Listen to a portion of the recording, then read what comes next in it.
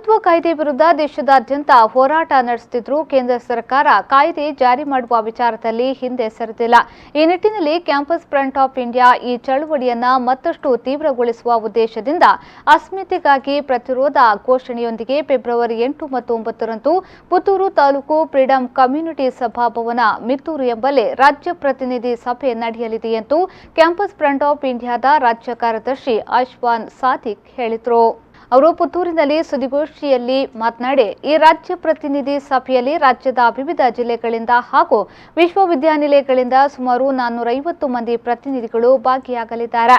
ಪೌರತ್ವ ತಿದ್ದುಪಡಿ ಕಾಯ್ದೆಯ ಮುಂದಿನ ಹೋರಾಟ ರಾಷ್ಟ್ರೀಯ ಶಿಕ್ಷಣ ನೀತಿ, ಬೀದರ್ನ ಸಂಸ್ಥೆಯ ಮೇಲೆ ಹಾಕಿರುವ ದೇಶದ್ರೋಹದ ಪ್ರಕರಣ, ಮಂಗಳೂರಿನ ಪೊಲೀಸ್ ಗೋಲಿಬಾರ್ ಮತ್ತಿತರ ವಿಚಾರಗಳ ಬಗ್ಗೆ ಸಭೆಯಲ್ಲಿ ಚರ್ಚೆ ನಡೆಯಲಿದೆ ಎಂದರು.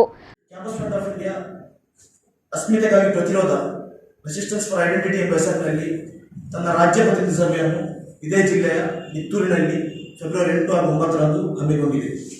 ಈ ಒಂದು 2 ದಿನಗಳ ನಮ್ಮ ರಾಜ್ಯ ಸಮಾವೇಶದಲ್ಲಿ ನಮ್ಮ ಕಳೆದ ಒಂದು ವರ್ಷದ ವರದಿ, ಅದೇ ರೀತಿ ಅವಲೋಕನಗಳು ನಡೆಯಲಿದೆ.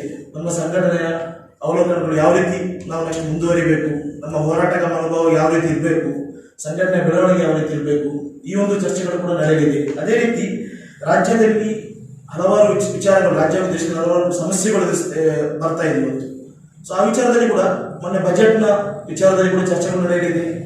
ಅದೇ ರೀತಿ ಮಂಗಳೂರಿನ ಗೋಲಿಬಾರ್ ಆಗಿರ್ಬೋದು, NEP ರಾಷ್ಟ್ರೀಯ ಶಿಕ್ಷಣ ನೀತಿ, ಇದರ ವಿರುದ್ಧ ಕೂಡ ಈಗ ಹೊಸ ನೀತಿ ತರಬೇಕು ಅಂತೇಳಿ ಮೊನ್ನೆ ಬಜೆಟಲ್ಲಿ ಕೂಡ ಅನೌನ್ಸ್ ಮಾಡಿದ್ದಾರೆ.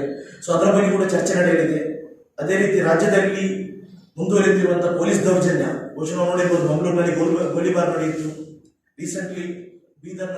ಸುದ್ದಿಗೋಷ್ಠಿಯಲ್ಲಿ ಕ್ಯಾಂಪಸ್ ಫ್ರಂಟ್ ಆಫ್ ಇಂಡಿಯಾದ ರಾಜ್ಯ ಸಮಿತಿಯ ಸದಸ್ಯ ಇಮ್ರಾನ್ PJ, ಜಿಲ್ಲಾ ಮುಖಂಡ ಸವದ್ ಕಲ್ಲರ್ಪೆ ಹಾಜರಿದ್ದರು.